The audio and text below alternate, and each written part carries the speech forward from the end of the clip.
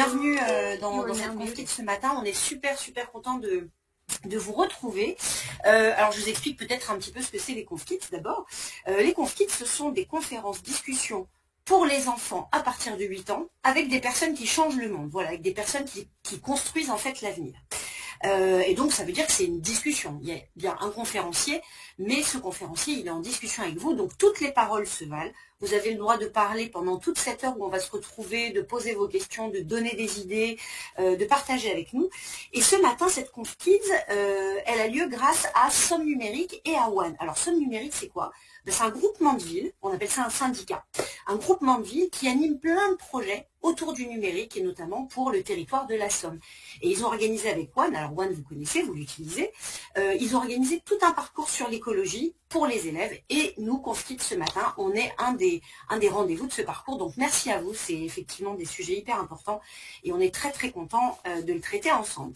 Alors le point commun entre Somme Numérique, moi Déborah, Margot de One, Pascaline, le point commun aussi avec vos enseignants, et c'est qu'on croit très fort dans l'importance des enfants dans la construction de l'avenir. C'est-à-dire que nous, ce qu'on croit, c'est qu'on ne pourra pas construire l'avenir sans vous.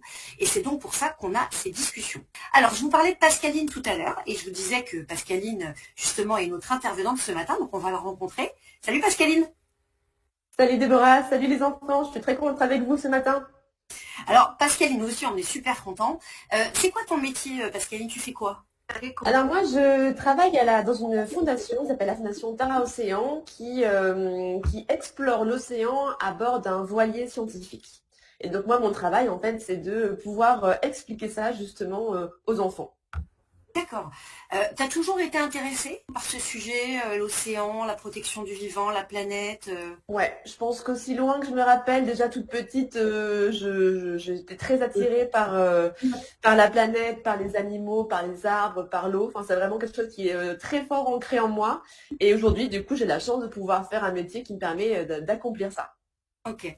Je suis en train de regarder un peu là les webcams des classes. Je crois qu'il y a des collégiens. Vous levez la main si vous êtes collégien? Ouais, c'est ça, hein, c'est bien ça. La classe Baron chez les Fanny, c'est des collégiens. Et puis de l'autre côté, je vois qu'il y a des plus petits, par exemple, la classe d'Aurélie Lavra, qui a l'air vraiment, ça a l'air d'être des tout jeunes. Alors, du coup, là, on a une belle représentation des nouvelles générations. Dites les jeunes, là, levez la main, donc on vous voit, hein. Levez la main, vous aussi, c'est un sujet, la protection des océans, c'est un truc qui vous inquiète, qui vous préoccupe, sur lequel vous posez des questions? Ou vous êtes là par obligation ce matin? Non, ça lève la main. Bon, c'est super.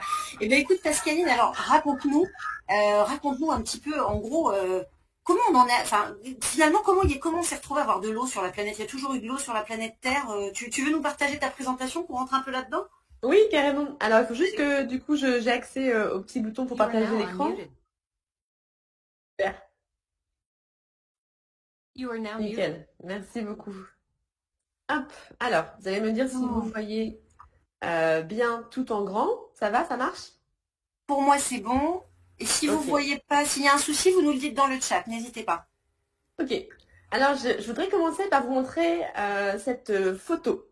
En fait, c'est une photo qui a été prise il y a très loin d'ici, aux abords de la planète Saturne, par une sonde qu'on a envoyée dans l'espace qui s'appelle Cassini. Donc, c'est une photo prise à environ 1 milliard de kilomètres de chez nous.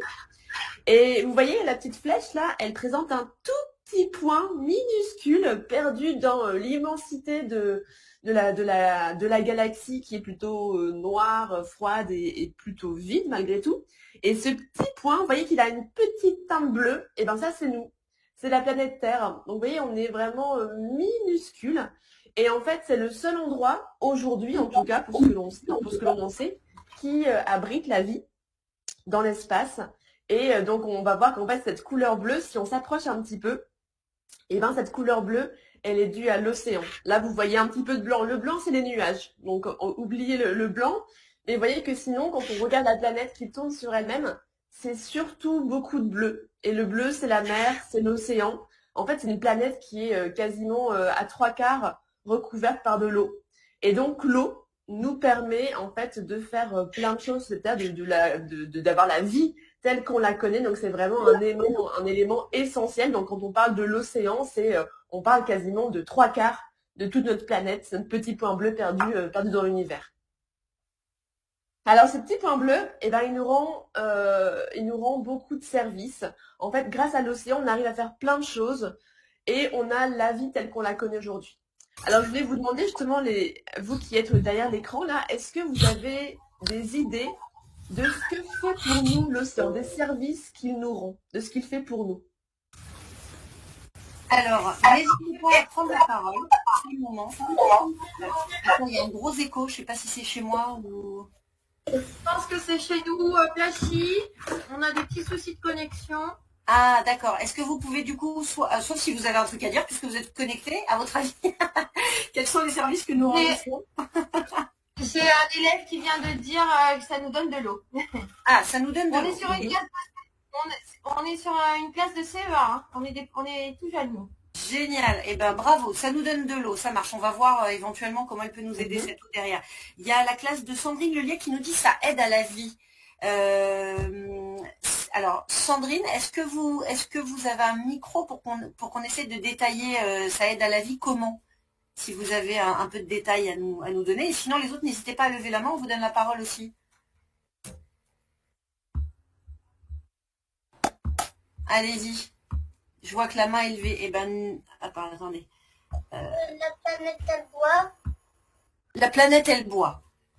Alors, on va voir avec Pascaline si la planète, elle boit, si ça peut se dire comme ça, mais il doit y avoir quelque chose dans cet esprit-là. Transport de marchandises. Il y a la classe de Marion Ouivet qui nous dit transport de marchandises. Perrine je vais y arriver. Weverberg nous dit le poumon bleu. Kamikaze nous dit les océans apportent de l'oxygène. Cynthia Bellet nous dit il nous donne du poisson. Ben, c'est pas mal de services, mais je crois que en fait vous touchez à plein de trucs effectivement hyper intéressants et qui vous tapez dans le mille. Et il y a aussi un tas d'autres trucs. Il y a Catherine Baudouin qui nous dit ça donne de l'oxygène. Sandrine Lelay qui nous dit ça rafraîchit. Pascaline, c'est quoi les services rendus par l'océan? Alors, franchement, d'abord... Est-ce qu'on peut dire que ça nous fait quand même parfois des super vacances d'été, l'océan? Alors déjà, l'océan, c'est quand même un magnifique endroit. Ça, c'est clair. Et puis, on va même y revenir. Et je tiens d'abord à vous féliciter, hein, les élèves, parce que sincèrement, vous avez donné des super bonnes réponses. Vous allez voir qu'en fait, il y a des choses que je vais vous expliquer qui sont vraiment liées à ça.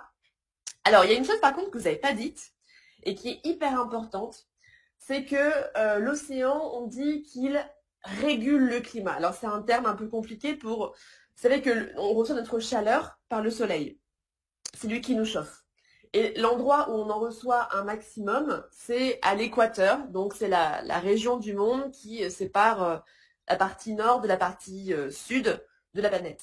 Et si on n'avait pas l'océan, et aussi un petit peu les vents avec l'atmosphère, etc., eh bien, cette chaleur, elle resterait à l'équateur et elle irait nulle part ailleurs. Et du coup, dans des régions comme la nôtre, par exemple, en France, on aurait nettement plus froid que le climat que l'on a la chance de vivre. Et en fait, l'océan, en fait, il apporte la chaleur qui est envoyée par le soleil à l'équateur et il amène cette chaleur dans des régions comme la nôtre pour qu'on ait un climat qui soit relativement vivable un peu partout sur la planète. Et ça, du coup, c'est vraiment un élément majeur qui nous permet, du coup, d'avoir des zones de vie très agréables, comme ici en France, et grâce à lui. Donc ça, c'est vraiment un grand merci à l'océan pour ça, parce que du coup, on ne pourrait pas vivre ici, on ne pourrait pas vivre en France si on n'avait pas l'océan qui nous apportait cette chaleur-là.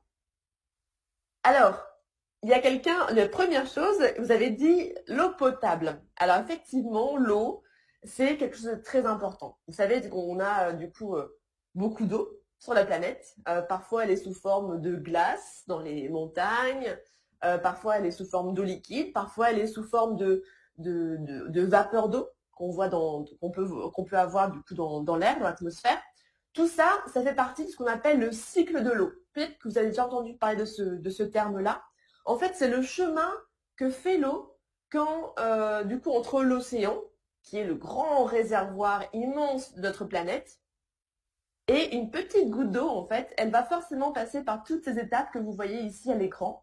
Donc, quand elle est dans l'océan, à un moment donné, cette petite goutte d'eau, elle va passer dans l'atmosphère sous forme de vapeur d'eau et elle va venir pleuvoir quelque part ou neiger, selon la température de là où on se trouve, sur la terre ferme pour donner de la neige, puis de la glace ou alors de la pluie qui va du coup venir alimenter les lacs, les rivières, les nappes phréatiques et toute cette eau que l'on a, nous, sur les terres émergées, eh bien, vous savez que c'est extrêmement important hein, parce que c'est là qu'on vient puiser l'eau que l'on boit, l'eau qu'on va utiliser, qu'on a au robinet, qu'on va utiliser pour se laver, pour faire tout un tas de choses, pour arroser aussi nos cultures, pour arroser le jardin ou faire pousser des légumes, etc.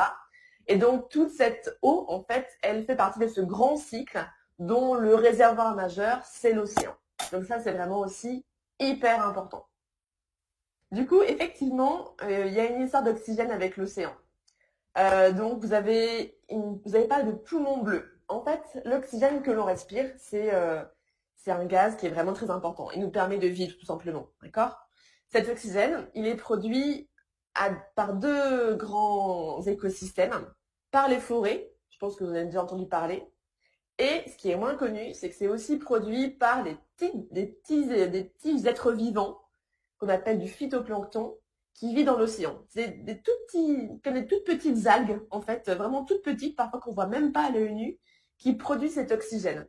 Et grosso modo, c'est moitié les arbres, moitié l'océan. Donc, première respiration, merci la forêt. Deuxième respiration, merci l'océan. Donc, vous voyez, c'est quand même hyper important qu'il nous fournisse cet oxygène-là et c'est en quantité vraiment phénoménale. D'ailleurs, Pascaline, il y a la classe de Perrine Weverberg qui nous parlait. Alors attendez, il faut que je retrouve le commentaire parce que c'était pointu. On sent que c'est des plus grands aussi. L'océan a donné la vie stomatolite. Oui, tout ça veut dire quoi? Moi, je sais pas, parce que stomato, ça me fait penser à estomac, mais ça doit pas être ça, non? Alors, les stomatolites, en fait, c'est les toutes premières formes de vie, en fait, que l'on connaît. C'est en fait des tout petits organismes des bactéries, en fait, qui se sont assemblés et qui ont formé, en fait, des structures qu'on peut encore voir aujourd'hui, qui, en fait, ça fait un peu comme des blocs, un petit peu on dirait des cailloux, si on fait pas attention. Mais des cailloux qui sont issus de l'activité de ces toutes petites bêtes qui sont vraiment les toutes premières qu'on a eues sur la planète. Donc effectivement, et ces petites bêtes, elles viennent de l'eau.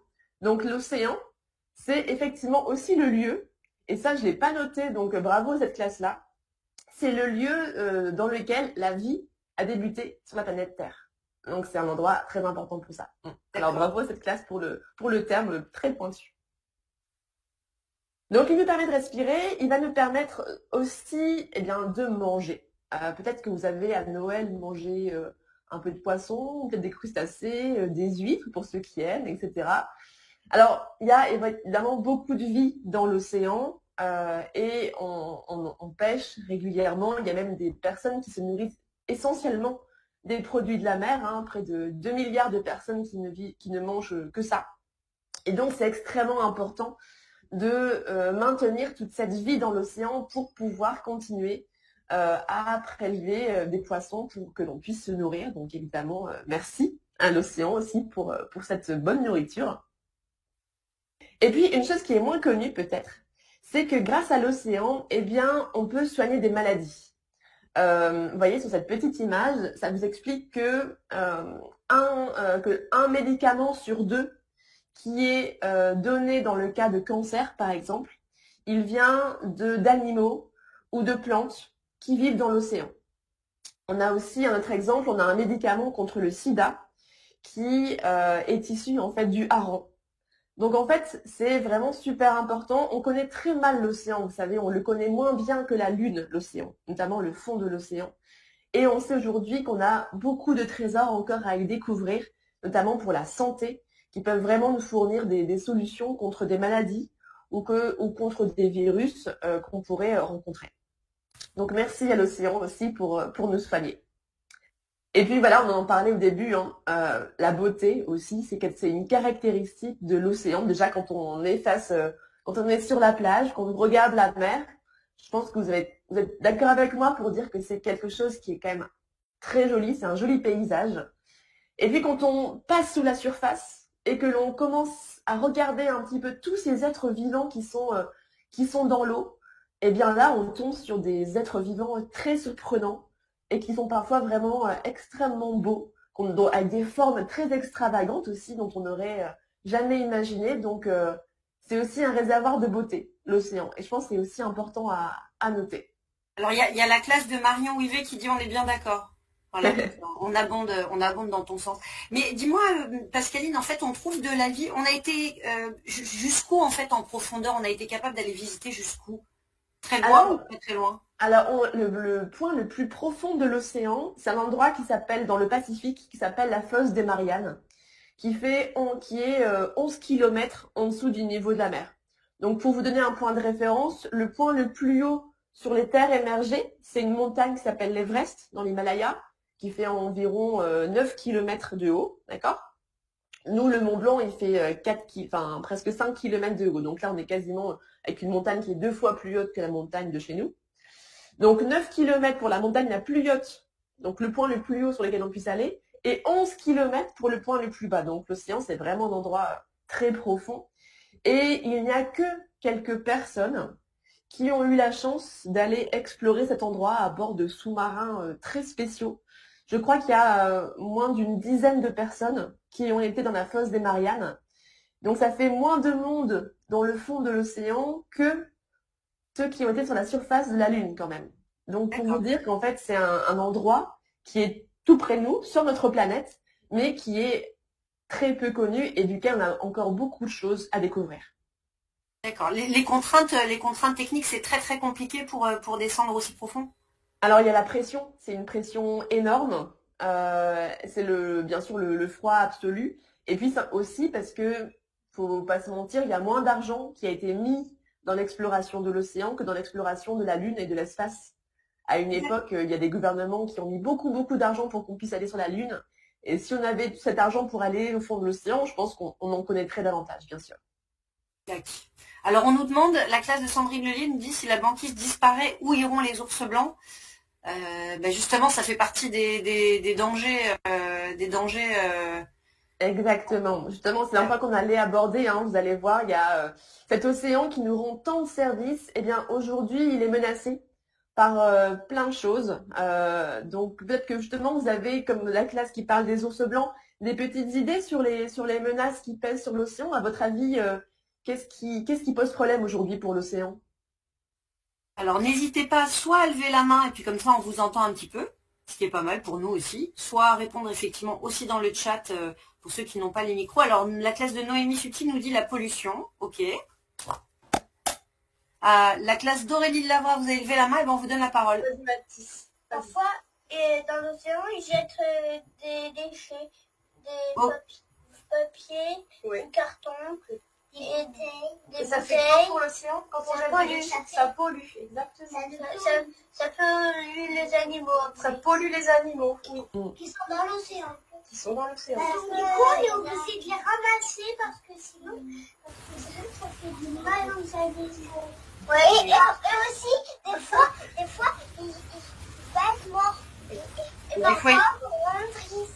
Et parfois, c'est méchant parce qu'on voit à la télé une tortue qui a mangé des déchets. Ouais. Et après, on peut empoisonner. Oui. Et on peut, oui, exactement. On vous entend pas très bien. Je crois que la connexion est pas géniale. On vous entend plus très bien. Je peux vous laisser couper votre micro parce que ça grésille. Merci. Bon, bravo les enfants. Et puis alors bon, les réponses fusent dans le chat. Alors évidemment, tout le monde parle de la pollution, du réchauffement climatique, du plastique. On parle aussi des marées noires. Mais ce qui remonte beaucoup, c'est le plastique. Ah oui, il y a aussi la classe de Perrine Overberg qui dit la surpêche. Pareil, la classe de Marion dit la surpêche. La classe de Camille dit la montée des eaux. Alors ça, c'est pas tellement un danger pour l'océan, c'est plutôt un danger pour nous. Je sais pas, on va voir avec Pascaline. Le verre, Sarah dans... Alors attends, je sais pas comment je fais pour couper ce son. Hop, voilà. Dans les chaînes alimentaires, la disparition des espèces. Vous êtes super renseignés. C'est vrai que ce qui ressort beaucoup, c'est le plastique parce qu'on en parle énormément. On entend beaucoup parler aux informations. Mais en réalité, il y a pas du tout que ça. C'est beaucoup plus complexe que ça. J'ai un élève confiné qui voudrait dire quelque chose. Eh ben, vas-y, on t'écoute. Vas-y, jeune homme. Ou oui, si un élève, c'est un jeune homme. Bon. Liam, ok. Bah écoute, c'est quoi Pascaline? commençons à regarder un peu ce que sont les dangers en fait pour l'océan. Et puis Liam, dès que tu as un truc à nous dire, bah, tu nous l'écris et on le dira à l'oral. Et la classe de Charlotte Legrand, il faudrait que vous coupiez votre micro, s'il vous plaît, parce que ça crée des parasites. Je suis désolée. Rouvrez-le dès que vous parlez. Merci beaucoup. Alors, bien vu, effectivement, vous avez quand même cité plusieurs des dangers qui menacent l'océan. Alors, le plus, je ne sais pas si on peut les classer, mais un danger très très fort, c'est effectivement le changement climatique. Vous savez qu'on en parle beaucoup, par les activités que l'on mène, on modifie les gaz qu'il y a dans l'atmosphère et ça change tout le climat de la planète. C'est quand même un impact très fort. Et l'océan, eh bien, lui aussi, il est impacté, hein, bien sûr. Et vous savez que la température globale de notre planète est en train de grimper. Et en fait, l'océan, lui, il encaisse énormément de cette chaleur supplémentaire. Et du coup, l'eau devient plus chaude, pour faire simple. Et du coup, ça crée des problèmes pour on a des poissons, etc. Pour ceux qui peuvent se déplacer, eh bien, ils se déplacent. Ils vont dans des endroits qui sont moins chauds, qui correspondent encore à leur environnement. Hein. Par exemple, si si leur température de vie optimale, c'est 10 degrés, et que là, c'est monté à 12 degrés à cause du changement climatique, eh bien, ils s'en vont pour essayer de retrouver des eaux à 10 degrés. Donc, ils vont aller plus au nord, par exemple, vers l'Arctique. Et ça crée des compétitions entre espèces, ça crée des problèmes aussi pour la pêche, hein, parce que les pêcheurs voient arriver des poissons qu'ils n'avaient jamais vus avant. Et puis le problème se pose pour tout ce qui vit dans l'océan, mais qui ne peut pas se déplacer. Notamment les coraux, vous savez, les récifs coralliens. Peut-être que vous avez vu Le Monde de Nemo, ou alors peut-être que je suis déjà encore un peu à le dire, je sais pas. Je pense que, ouais, je dirais que c'est, il y a eu d'autres trucs, je pense, entre-temps. Il y a eu d'autres trucs entre-temps, bon. Bref. Donc, en fait, les récifs coralliens, c'est un endroit qui est magnifique. C'est vraiment un îlot de vie dans l'océan avec des couleurs, énormément de poissons. Il y a vraiment beaucoup d'êtres vivants qui y vivent. C'est très coloré, c'est très habité, etc. Et en fait, le problème du corail, c'est que lorsque la température, elle monte un petit peu trop, eh bien, malheureusement, il va mourir. Et vous voyez, c'est la photo qu'on voit ici avec le plongeur, où en fait, un récif corallien qui était plein de vie comme la première photo, eh bien, là, les récifs, les coraux deviennent tout blancs. Ils finissent par mourir et se casser. Et du coup, il n'y a plus aucune vie. Ça devient un peu des cimetières. Et ça, c'est vraiment très inquiétant. Parce qu'un petit peu, les récifs coralliens, c'est un petit peu l'équivalent des grandes forêts tropicales qui sont vraiment luxuriantes, qui abritent énormément de vie. Et bien là, les récifs coralliens dans l'océan, s'ils disparaissent, eh bien, on s'inquiète beaucoup pour toute la vie, tous les poissons qui sont associés à ces écosystèmes-là. Donc ça, c'est un grand risque aujourd'hui qui pèse sur l'océan. Et pour lequel les scientifiques sont vraiment en train de travailler pour mieux comprendre ce qui se passe, pour mieux prédire aussi ce qui se passera dans l'avenir. Alors un autre risque associé, vous l'avez cité, c'est la surpêche. Donc vous savez, il y a beaucoup de poissons dans l'océan et on en pêche nous pour nous nourrir, mais on en pêche parfois un petit peu trop et avec des techniques parfois qui sont vraiment trop agressive, ce qui fait qu'on va, par exemple, sur 10 poissons pêchés, eh bien, on va en prendre un ou deux sur le tas, et puis les autres, ils sont morts, tant pis, mais on les remet à l'eau, parce qu'ils ne correspondent pas soit à l'espèce que l'on veut, soit à la taille que l'on veut, etc. Et donc aujourd'hui, en fait, il y a un risque sur ces poissons, sur ces êtres vivants dans l'océan que l'on pêche, que l'on mange. Ils sont un petit peu en tension, et il faut faire attention à ne pas trop pêcher, pour que ces poissons, tout simplement, eh bien, ils aient le temps de faire des bébés, de se reproduire, pour que, simplement, eh bien, la chaîne de la vie continue et que si on pêche trop d'un coup, il ne faut pas prendre le risque de vider l'océan de ces poissons, parce qu'en ce cas-là, eh bien, demain, on n'aura plus à pêcher et tout l'équilibre de la vie dans l'océan pourrait être perturbé. Donc, il faut faire attention à ça aussi, à la surpêche, et donc bien vu pour ceux qui ont identifié ce risque-là. Alors, vous en avez beaucoup parlé, et on en parle beaucoup, et à juste titre, c'est la pollution, notamment la pollution plastique. Il y a d'autres pollutions, hein, bien sûr, les marées noires, les pesticides, les algues vertes, etc. Mais c'est vrai que ce qui concentre un petit peu toute l'attention en ce moment, ce sont les déchets plastiques. Parce qu'il y en a vraiment une quantité phénoménale dans l'océan. En fait, ce sont des déchets qui viennent de notre consommation. Vous voyez sur la photo, vous pouvez reconnaître un sachet plastique, peut-être que ça c'est une brosse à dents ou un bouchon de pomme-pote, etc. En fait, quand on utilise partout autour de nous du plastique, regardez, prenez juste le temps autour de vous de regarder sur votre table ou dans la classe ou dans votre cartable les objets que vous avez. Et vous allez voir qu'il y a beaucoup de plastique. Moi-même, hein, du coup, j'ai un paquet de mouchoirs en plastique. Mon stylo, il est aussi en plastique. Dans mon ordinateur, il y a du plastique. Partout autour de nous, il y a du plastique. Et c'est un matériau qui est vraiment génial, le plastique, parce qu'on peut en faire plein de choses. Mais le problème, c'est aujourd'hui qu'on l'utilise plutôt mal. La moitié du plastique que l'on produit aujourd'hui, il est destiné à des emballages qu'on va utiliser très rapidement. Par exemple, on va ouvrir un emballage de biscuits et le mettre à la poubelle. Cet emballage, du coup, il sert très peu de temps. Et très vite, il devient un déchet. Il devient quelque chose qu'on n'utilise plus, en fait. Et le problème aujourd'hui, c'est que même en France, on a beaucoup de mal à gérer correctement les déchets plastiques. Et on sait aujourd'hui qu'il y en a beaucoup qui arrivent dans l'océan. On estime, pour que vous ayez une idée, que toutes les minutes, on a l'équivalent d'un gros camion poubelle qui déverse du plastique dans l'océan. Chaque minute dans le monde. Donc là, ça fait peut-être, je sais pas, ça fait, quelle heure est-il? Ça fait 28 minutes qu'on se parle. Donc depuis qu'on se parle, il y a 28 camions poubelles qui ont déversé tout leur contenu de plastique dans l'océan. Et ça, on sait que ça va augmenter parce qu'on en consomme toujours plus du plastique. Et on ne sait toujours pas gérer le problème des déchets. Donc ça, c'est hyper important parce que comme vous disiez justement, là, vous voyez le petit sachet plastique, les tortues, pardon, je fais tomber mon stylo, les tortues, eh bien, elles peuvent confondre ces déchets plastiques avec leur nourriture préférée qui sont les méduses. Donc elles vont manger ces déchets plastiques, ça peut leur faire mal à l'estomac, ça peut les étouffer. On a vu notre photo du dauphin, hein, si je reviens juste en arrière, vous voyez notre petit dauphin, là pareil, il est coincé avec un emballage de plastique qui tient des canettes de jus de fruits, je ne sais quoi.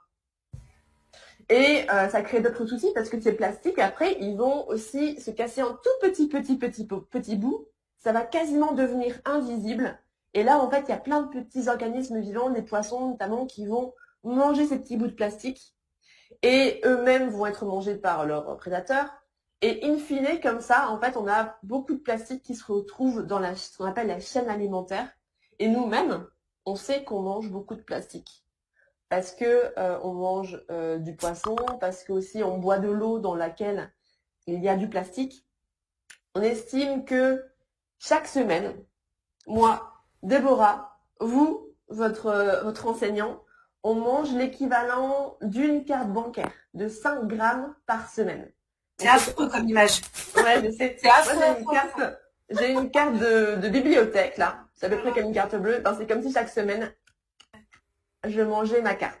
Donc, vous voyez, et ça, c'est vraiment un problème parce qu'aujourd'hui, on ne sait pas ce que ça peut avoir comme impact sur les animaux dans l'océan et sur nous. Donc, faudrait faire une vidéo. C'est quoi, Margot? On peut peut-être lancer un défi aux classes qui sont pas un défi, mais un petit challenge. Ça vous dit pas de faire un clip vidéo où justement vous mettez en scène le fait que vous mangez une fausse carte bleue ou je sais pas quoi, et puis on fait tourner peut-être ce clip pour dire voilà, pensez au plastique que vous lâchez en fait dans la nature, parce qu'à la fin c'est comme si, moi ça me choque à fond. Non, ça vous choque pas vous les classes, vous dire c'est comme si on mangeait une carte de bibliothèque par jour. C'est ça, c'est par jour, hein? Non, par semaine. Mais c'est pas mal. C'est déjà trop, oui, c'est ça. C'est déjà pas mal. Ah oui, tout le monde nous dit si, ça choque à fond, énormément, si. Et il y a même la classe de Sandrine qui dit Burk. Ouais, Burk à fond, quoi. Ah, carrément. C'est affreux. Bon, juste petite pause, parce qu'il y a Liam qui cherchait à parler tout à l'heure, il avait son micro qui fonctionnait pas très bien, donc c'était pour dire que les océans étaient pollués par les bateaux et leur pétrole. Et il y a Arthur de la classe d'Anne Rosan qui nous dit quand on prend la douche, on utilise trop d'eau et ça tue les ours polaires. Je pense qu'il y a besoin de clarifier un petit peu peut-être l'histoire de la douche et des ours polaires. Oui, alors en fait, quand on prend une douche, on utilise de l'eau douce. Et l'eau douce, donc je ne sais pas si vous vous rappelez, quand on parlait du cycle de l'eau, c'est cette eau qui tombe du ciel et qui nous permet de boire, etc. Donc l'eau qu'on prend sur la douche, on la prend sur ce réservoir d'eau douce en fait, que l'on a à disposition, qui nous sert à boire, etc.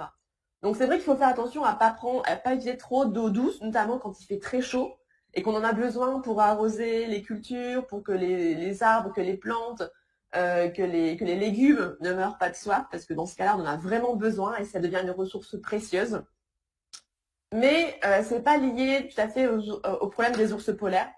Le problème que rencontrent les ours polaires, c'est que, eh bien, comme je vous disais, il y a le fameux changement climatique. Hein. Là, on a focalisé sur les coraux, mais on peut aussi parler de la banquise. La banquise, c'est au nord de la planète. Il y a les régions polaires, notamment le pôle Nord, où il fait vraiment très très froid. Et il fait tellement froid que la mer, en fait, elle se met à geler. Et ça forme une petite croûte de glace sur l'océan qu'on appelle la banquise. Et c'est le milieu de vie, c'est là où vivent les ours polaires. Et avec le changement climatique, comme il fait de plus en plus chaud, eh bien cette banquise, elle devient de plus en plus fragile parce qu'elle peut être là que lorsqu'il fait vraiment bien froid. Et donc la banquise se disloque, elle est moins grande qu'avant, elle est plus fragile qu'avant. Et donc pour les ours polaires, eh bien c'est compliqué parce que c'est comme si leur maison, eh bien d'un seul coup, elle se fragmentait en plein de petits bouts et comme ils chassent leur nourriture que sont les phoques sur la banquise, eh bien parfois ils se retrouvent, il n'y a pas de banquise, ils se retrouvent du coup sur la plage ou sur le littoral avec un accès difficile aux phoques et donc voilà pour eux il s'agit de trouver d'autres sources de nourriture et donc effectivement on sait qu'il y a des populations d'ours polaires en Arctique qui sont plutôt en mauvaise posture, hein, qui sont en train de décliner. Mais aussi, ce qu'on a remarqué, et ça c'est vraiment très surprenant, c'est que du coup, des ours blancs, des ours polaires, vont rencontrer des ours noirs, notamment en Alaska. Donc les ours noirs, les grizzlies par exemple. Donc ces deux populations d'ours se sont rencontrées, et figurez-vous qu'on sait qu'ils ont fait des bébés. Alors ce bébé, on ne sait pas aujourd'hui si lui-même il peut se reproduire. Mais on a observé du coup un ours qui était le résultat d'un ours blanc et d'un ours noir. Et alors on lui donnait un nom un petit peu rigolo parce que ours blanc en anglais on le dit, ça s'appelle polar bear et ours noir c'est le grizzly. Et du coup le nom qu'on a donné à ce bébé, on l'a appelé le gros lard. Le gros lard, le grizzly, polar, etc. Le gros lard. Et en fait il a une tête un peu bizarre, du coup il a des taches noires autour des yeux et puis un long nez. Donc on assiste comme ça à on appelle ça des hybridations entre espèces parce que des ours qui avant ne se rencontraient jamais, et ben là maintenant ils se rencontrent. Mais en tout cas c'est sûr que les ours vont devoir soit adapter leur régime alimentaire, soit malheureusement ont un risque aussi non négligeable de voir leur population chuter parce que leur maison simplement est en train de disparaître. Alors, effectivement. Ah pardon, vas-y, fini. Non, vas-y, j'avais fini. Alors, première chose, attends, on a plein de questions sur ton bateau, on va les poser après. Oui. Mais il y a Anne Rosan qui nous disait attendez, ça va un peu trop vite. Elle a ses petits, elle a une classe de plus petits qui ont besoin de points d'éclaircissement. Donc Anne, est-ce que tu veux nous dire, est-ce que vous voulez nous dire, est-ce que tu veux nous dire, non, toi, sur quoi il y aurait besoin d'éclaircissement? Et soit c'est Pascaline qui en parle, soit puisqu'on a des collégiens, peut-être que c'est eux qui réexpliquent parce qu'ils ont l'air hyper au courant. Ça pourrait être pas mal que ce soit les collégiens qui répondent. Vas-y Anne. On voudrait avoir un peu plus d'explications sur le fait qu'on mange l'équivalent de ça toutes les semaines. À quel moment, etc. Parce que c'est vrai que quand je leur sors la carte bleue, ils ont du mal à comprendre entre la carte bleue et ce qu'ils mangent chaque jour. Donc essayer de clarifier un petit peu plus dans quels aliments, à quel moment ils ingèrent ça. Okay. Ça marche. Merci beaucoup. Dites les classes de collégiens, quelqu'un a envie de s'essayer à une explication parce que vous aviez l'air hyper au courant. Ce serait pas mal que ce soit les collégiens qui expliquent au CE2 ou c'est CE2 ou CE1 Anne. Alors vous sentez les collégiens ou pas du tout? Non, ça bouge pas. Bon, eh ben écoutez, je comprends, moi j'aurais pas osé parler non plus. Vas-y, en même temps on a une spécialiste. Alors Pascaline, rapidement, du coup c'est quoi la chaîne pour qu'on se retrouve à... D'abord il faut expliquer que c'est ce qu'on appelle, c'est comment dire, c'est pour montrer quelque chose d'équivalent. On ne mange pas littéralement une carte bleue par semaine. Mais comment on en arrive là? Alors, comment on en arrive là? En fait, c'est pour vous dire que ça fait juste, en tout, ça fait 5 grammes, d'accord? Ça fait le poids d'une carte bleue. Mais effectivement, on la mange pas comme ça. Alors, comment ça se fait? Eh bien, c'est parce que du coup, ce plastique, vous voyez, qui est dans l'océan, il va se couper en tout petits bouts, je vous disais, et donc il va être mangé par des poissons, qui vont être mangés par des plus gros poissons, etc. Et in fine, nous, on pêche les poissons, d'accord? Donc, quand on va sur le marché acheter du poisson ou dans un magasin acheter du poisson, eh bien, il y a de fortes chances que ce poisson, il contienne du plastique.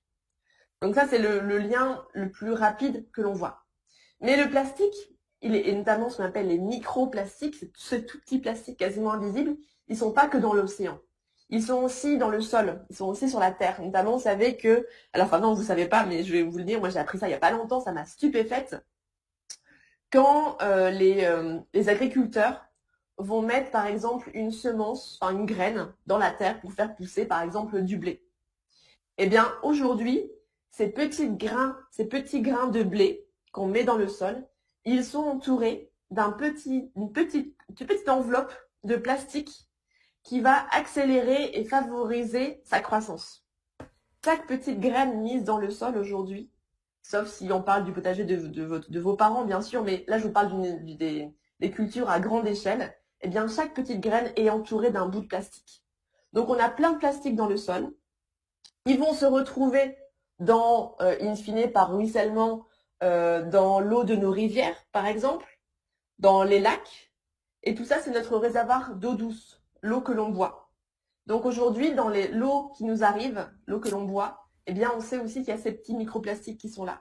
Donc on le mange, on le boit d'autant plus que si vous prenez de l'eau en bouteille plastique, là, votre bouteille, comme elle est en plastique, il y a aussi des petits bouts de plastique de la bouteille qui vont dans l'eau. Et donc, vous mangez encore plus de plastique si vous buvez de l'eau en bouteille en plastique que si vous buvez de l'eau comme moi, qui vient d'une gourde en inox. Donc ça, pensez-y, parce que vous pouvez facilement remplacer la bouteille en plastique par une gourde, par exemple. Il y a Clara dans la classe de Delphine Foirès, Clara qui est en CM2, qui dit à la maison, on n'a plus de bouteilles en plastique, on a des bouteilles en verre et on boit l'eau du robinet. D'ailleurs, vous nous demandez tous, mais comment on peut aider, qu'est-ce qu'on peut changer? On va en parler dans un instant, c'est la troisième partie de nos discussions. Mais voilà, il y a déjà des premières choses comme ça à faire. Et du coup, il y a dans la classe de Dan, un petit nous demande, mais si on mange pas de poisson, bah du coup vous avez la réponse. En fait, il y en a un peu partout du plastique. Donc même si tu manges pas de poisson, ben, malheureusement tu en avales quand même, quoi. Et oui, parce qu'en fait ils sont absolument partout et même dans la terre où on fait pousser les légumes. Donc en fait malheureusement tout est pollué. On sait que même la banquise, justement, on parlait de la banquise avec l'ours polaire, on sait qu'il y a des plastiques dans la banquise parce que ils sont tout petits, ils se répandent partout et c'est impossible à nettoyer. Donc la meilleure chose, on va en parler après, mais par rapport au plastique, la meilleure chose à faire, c'est d'essayer d'en utiliser le moins possible pour qu'il y ait le moins de déchets possible et du coup on limite, on réduise peu à peu ce qui arrive dans l'océan. Alors, il y a la classe d'Angélique Van Hout qui nous demande quelle est la quantité de déchets dans l'océan. C'est Louis. Je crois qu'on a répondu dans le chat. La classe de Perrine, d'ailleurs, a répondu. Les 46 000 déchets par kilomètre carré. C'est bon, c'est validé, Pascaline? Alors, je connaissais pas ce chiffre, mais je sais que par an, c'est 8 millions de tonnes de plastique par an qui arrivent dans l'océan. D'accord. Alors, ce qu'on va faire, c'est qu'on va arriver quand même à la partie qui nous intéresse le plus, c'est comment nous, on devient acteur de ça, comment on peut changer les choses. Attends, juste, Déborah, j'ai encore une petite info. Oh, pardon, excuse-moi. Pas de souci. Parce que c'est vrai que le plastique, ça interpelle beaucoup, mais vous allez voir, il y a aussi autre chose dont on parle moins. C'est la pollution sonore. Vous savez, quand les bateaux se déplacent, qu'il s'agisse d'un gros bateau, comme un porte-container, ou même un petit Zodiac, ou peut-être que... je sais pas, dans votre famille, il y a quelqu'un qui a un petit bateau, etc. Dès lors qu'il y a un moteur, eh bien, ça crée un peu de bruit dans l'océan. Et ça gêne beaucoup, notamment les baleines et les dauphins, qui se déplacent beaucoup grâce au son et qui communiquent entre elles grâce au son. Et aujourd'hui, on sait que les baleines, elles sont beaucoup plus silencieuses qu'avant. Elles parlent beaucoup moins. Et donc, elles ont beaucoup plus de difficultés à se retrouver et donc à faire éventuellement des bébés. Parce qu'il y a tellement de bruit dans l'océan, c'est devenu quasiment pour elles, c'est un vacarme assourdissant. Tous ces bruits d'hélices qui tournent à la surface de l'eau, qui font un raffut pas possible dans l'océan. Et du coup, pour elles, c'est devenu une cacophonie et elles ne s'entendent plus. Et du coup, elles ne peuvent plus communiquer et plus se retrouver. Donc ça, c'est aussi une pollution dont on parle peu, mais qui a vraiment un impact fort sur ces mammifères qu'on aime beaucoup, que sont les baleines. Et puis aussi les dauphins, d'autres espèces aussi, comme les calamars, même des crustacés et des poissons. Donc voilà, il faut penser aussi à ça et à essayer de limiter les transports à hélice. Et aujourd'hui, on a des transports qui se développent à la voile, par exemple. La voile, ça fait aucun bruit pour l'océan, c'est même pas polluant, ça crée rien. Juste pour réussir à plus prendre le temps. Je pense qu'on a tous besoin de prendre davantage le temps dans la vie et c'est une belle leçon que nous proposent ces voiliers qui se déplacent. Donc effectivement, là Déborah, on attaque la phase solution, si tu veux. Oui, la phase solution, et puis surtout, je rassure, il y a des questions qui sortent que je ne pose pas maintenant, on va les garder pour la fin, notamment, encore une fois, liées à ton bateau. Donc voilà, ne vous inquiétez pas, c'est pas parce qu'on répond pas tout de suite qu'on répondra pas. Alors, on peut tous agir. Oui, alors oui, on peut tous agir. Donc moi, du coup, avant de vous expliquer ce qu'on peut faire, je suis sûre que vous avez plein d'idées aussi. Peut-être que de choses que vous faites, vous, pour protéger l'océan à votre échelle. Donc, est-ce que vous voulez un petit peu le partager avec nous ici? Alors, je vois plein de mains qui se lèvent là pour le coup. Alors, peut-être la classe... Levez la main en fait, parce que j'arrive pas à voir... La classe d'Aurélie Lavra. Allez-y, branchez le micro, on vous écoute. En plus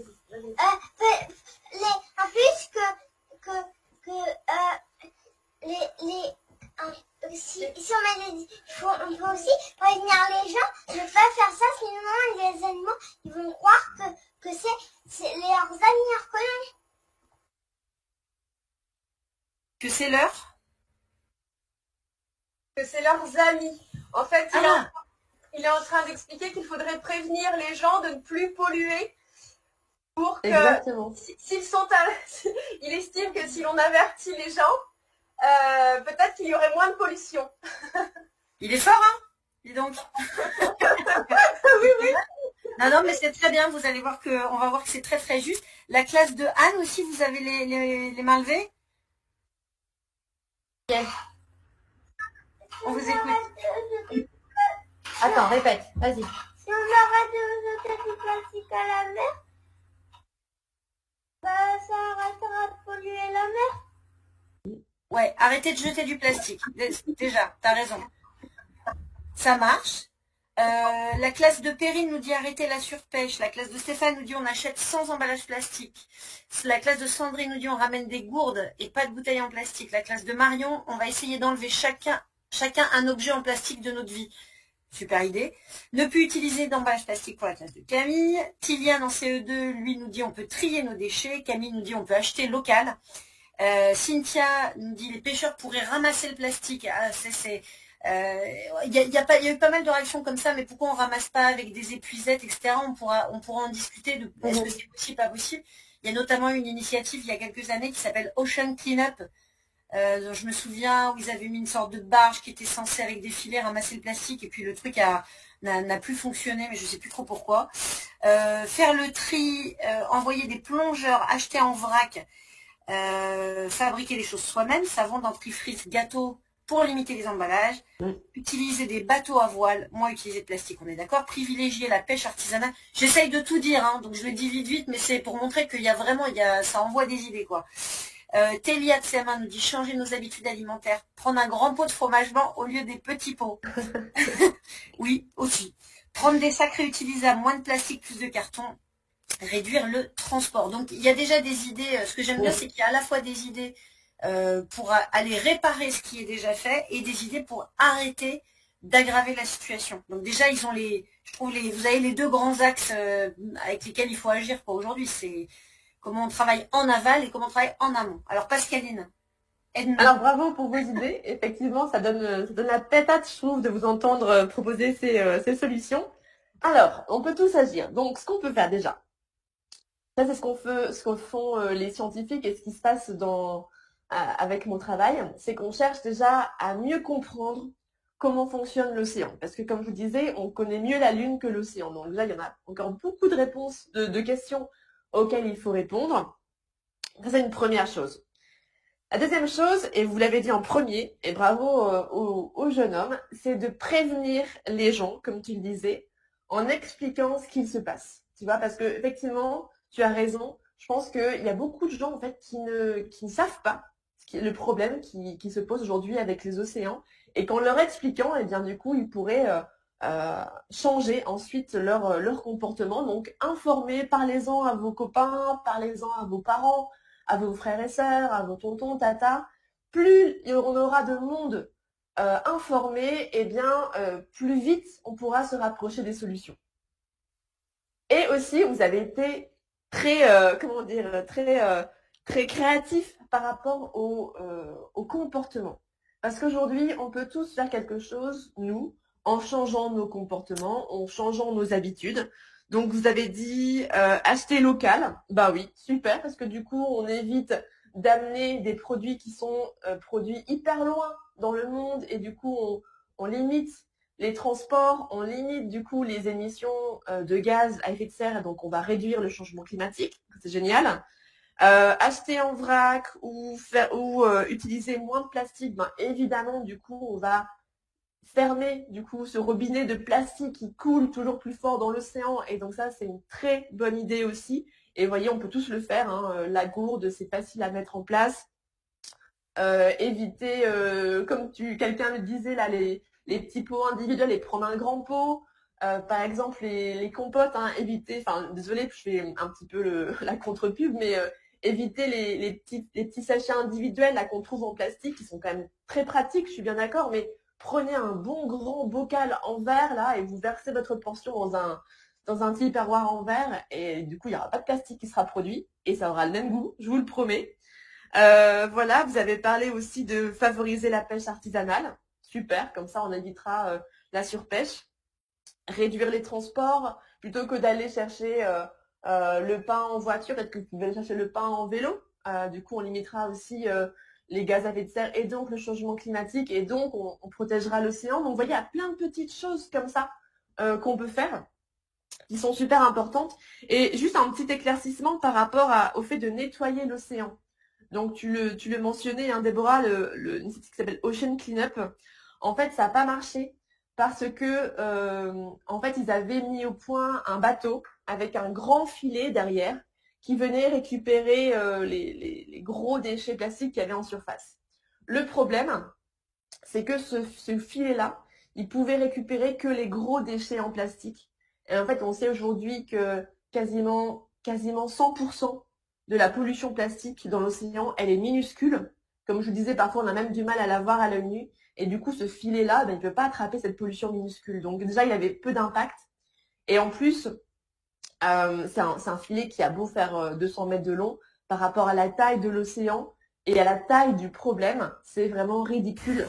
Donc il y a beaucoup d'argent qui a été mis dedans, mais ça ne fonctionne pas. Et la seule vraie solution, moi je vais vous le dire, c'est pas de nettoyer, parce que malheureusement, ce plastique il est tellement petit qu'on ne peut plus aller le chercher. Mais on peut fermer le robinet à la source. On peut faire en sorte qu'il y ait demain plus de plastique qui aille dans l'océan, en agissant, nous, sur notre façon d'utiliser le plastique. Et ça, c'est une super nouvelle, parce que ça veut dire qu'on peut vraiment agir. Et que, du coup, on a tous un rôle à jouer par rapport à ça. Donc, on a ça sur... Vas-y. Pardon, excuse-moi, je juste rebondis sur la classe d'Anne, justement, les petits qui nous parlent depuis tout à l'heure. Ils sont super motivés, nous demandent, on a un projet de classe découverte à l'Armor, on peut peut-être faire quelque chose de concret sur place. Alors, moi, je connais pas l'Armor, peut-être que toi, Pascaline, tu pourras en dire quelque chose. Essayez, moi, ce que je vous recommande au fil des conflits, souvent, on nous a posé cette question de qu'est-ce qu'on peut faire tout de suite, et là où on est. Premier truc, essayez de voir les associations sur place. Les collectifs qui sont sur place, ça se trouve très facilement sur Internet. Vous mettez association écologie ou association environnement associée au nom de la ville. Et souvent, vous allez retrouver, là j'ai fait le test pendant que tu parlais, Pascaline, il y a déjà plusieurs associations qui sont sorties et vous pouvez vous rattacher déjà à des actions qui sont menées Tu connais toi l'Armor, Pascaline? Il y aurait des choses à faire là-bas? L'Armor Baleine, je sais que c'est très joli. Et par contre, je saurais pas vous dire qui agit et qui contacter comme ça de but en blanc. D'accord, bon, bah du coup Internet, boum, association écologie l'Armor, et Anne, je suis sûre que tu vas trouver quelque chose. Et il y a une chose aussi qu'on peut faire, et ça faut pas le sous-estimer, se faire entendre. Parce que parfois, ceux qui dirigent les pays, ceux qui dirigent le monde, eh ben ils ont besoin d'être un petit peu secoués pour entendre, pour comprendre. Et c'est important qu'on dise que nous, on a envie de protéger la Terre, on a envie de protéger l'environnement, on a envie de protéger l'océan. Et ça passe parfois, vous voyez, comme des photos, hein, des gens qui se bougent, qui vont manifester. Et on a parfois de belles victoires, hein, parce que notamment, il y a avec la table du siècle pour les plus grands, hein, pour les enseignants, qui a remporté une victoire. Et aujourd'hui, l'État français doit mettre en œuvre des mesures pour respecter ce qu'il a dit qu'il allait faire pour protéger l'environnement et protéger la Terre. Donc ça, c'est pas non plus à négliger, parce que parfois, ils ont besoin d'entendre et de savoir qu'on est là et que nous, on veut faire différemment de ce qu'ils ont prévu. Donc, d'ailleurs, il y a la classe de Perrine qui dit, Cléandre, qui dit élire un président de la mer. Alors vous pouvez pas encore voter, mais en effet, ça va de pair avec se faire entendre, c'est-à-dire que jouer de votre influence, si vous pensez que c'est important, mais effectivement, se faire entendre, c'est aussi un moment pouvoir s'exprimer au plan électoral, c'est une année de présidentielle. Si c'est ça qui nous intéresse, en tout cas, il y a un sujet, faites-vous entendre de ce point de vue-là aussi. Ouais, carrément. Et du coup, je voulais juste finir. Je crois que j'ai fini ici, mais je voulais juste finir en vous disant que vous qui êtes en train d'écouter là, dans votre salle des classes, assis sur la chaise, à votre bureau, à côté de vos camarades, ne doutez jamais que vous avez en vous le pouvoir de super-héros.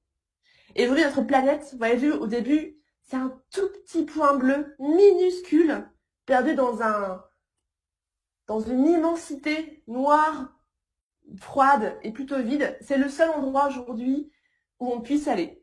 C'est un petit radeau de vie sur lequel on est comme ça. Et c'est ce petit point bleu aujourd'hui, il a besoin de super-héros. Il a besoin de nous tous pour le protéger.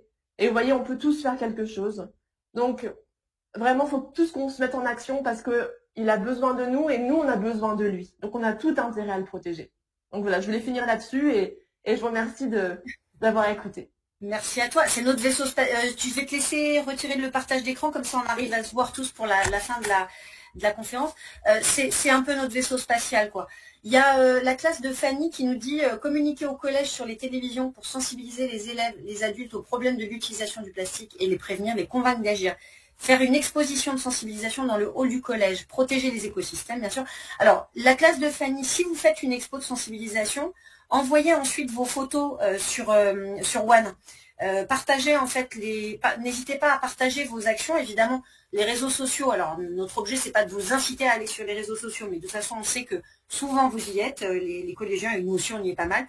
Les réseaux sociaux, ils peuvent être utilisés à cette fin aussi de façon extrêmement positive, c'est de dire, moi, je juge personne, mais voilà ce que je fais, je vous le partage, peut-être que ça va vous donner des idées, peut-être que ça va vous donner envie d'agir et de nous rejoindre.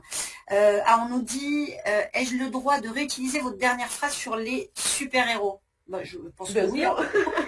Mais carrément, carrément. On nous dit super assaut, merci encore pour l'intervention. On vous laisse parce que c'est la récré, bah oui, normal.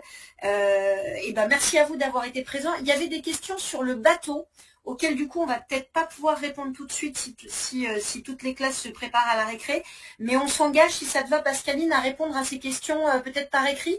On en dit un mot maintenant et puis on enverra ensuite par écrit le reste. Il nous reste 4 minutes. Je te pose des questions et puis ensuite éventuellement on renverra par écrit. Est-ce que le bateau bouge quand il n'y a pas de vent? Alors oui, le bateau bouge parce qu'en fait, comme c'est un bateau scientifique, on a besoin d'être à un endroit donné, à un moment précis. Et donc, malheureusement, quand il n'y a pas de vent, on doit quand même utiliser le moteur. Donc ça, effectivement, c'est un compromis qu'il faut faire entre la science et l'impact. D'accord, donc ça répond à la question de Mathis, parce que je vois que les classes sont encore connectées, donc on en profite pour répondre, c'était leur question. Est-ce que le bateau de la Fondation pollue de la façon la plus limitée possible, quoi? Oui, et on met en place en fait des moteurs récents, on a aussi des panneaux solaires, on a un projet de voile solaire pour pouvoir du coup se déplacer grâce à une énergie renouvelable, infinie et propre. Tac. Et la classe de Marion nous demandait est-ce que tu vis dans le bateau et est-ce que tu es dans le bateau en ce moment? Et non, j'aimerais bien, Margot, oh là là. Mais non, je suis pas dans le bateau. En fait, le bateau actuellement, il est en Antarctique. Donc de l'autre côté de la Terre, dans une région très froide, là où il y a les manchots. Donc il est très très très loin d'ici. Et non, malheureusement, moi je suis pas sur le bateau aujourd'hui, mais j'ai eu la chance d'y aller plusieurs fois. Il y a la classe de Perrine qui nous demande comment devenir chercheur pour la fondation. Super, tu vas faire une session recrutement à la fin de la conférence. C'est parfait. Alors, comment on devient chercheur? Eh bien, d'abord, il faut avoir envie de travailler sur l'océan, sur la Terre, etc. Et dès que vous avez envie, en fait, ça vaut pour tout, hein. Dès que vous trouvez votre petite étoile, vous la lâchez pas d'une semelle, vous la suivez et en fait, votre petite étoile, elle vous mènera là où vous aurez envie d'aller. Mais il faut vraiment que vous réussissiez à l'identifier et pour devenir chercheur, pour devenir danseur, pour devenir ce que vous voulez, lâchez pas ça et écoutez pas ceux qui vous disent que c'est impossible. Voilà, c'est mon conseil. Et après, vous trouverez le chemin. C'est facile en fait. Pour devenir chercheur, en général, chercheur sur l'océan, c'est pas mal de biologie ou un petit peu de mathématiques aussi. Mais les mathématiques, n'ayez pas peur, faut le prendre comme un jeu. Et en fait, quand vous avez envie de comprendre, ça vient parce qu'en fait, ça vous plaît et vous êtes hyper bon du coup parce que ça vous plaît. Donc, trouvez une petite étoile et suivez-la jusqu'au bout. Oui, puis n'hésitez pas à solliciter en fait les fondations, les associations. Justement, Anne nous demande s'il y a des ressources à conseiller pour retravailler ça avec le CE1. Margot, il y aura le livret pédagogique, c'est ça qui sera sur le site, sur One.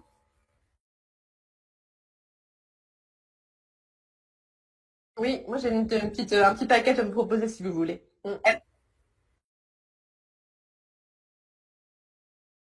Et puis, alors, je vois que... ah non, bah, il a rapproché. Bon, bah, Liam, j'ai vu que tu as essayé plein de fois de prendre la parole, mais ça marchait pas, donc je suis vraiment désolée. Je suis vraiment, vraiment désolée. On vous remercie toutes et tous. C'était vraiment super. Vos réflexions étaient hyper brillantes. Et puis, c'est vrai que ça met du baume au cœur de voir que les jeunes ont non seulement plein d'infos, mais aussi plein d'idées, que vous êtes très renseignés. Donc, merci à toutes. Merci Margot, merci à Juan, merci à la Somme Numérique. Et merci à Pascaline, tu as été top et tout était hyper clair. On se met tous au boulot en faveur de l'océan dès 10 heures. Salut, à bientôt. Merci à toutes, merci à tous. À bientôt les enfants. À bientôt, au revoir. Merci. Ciao.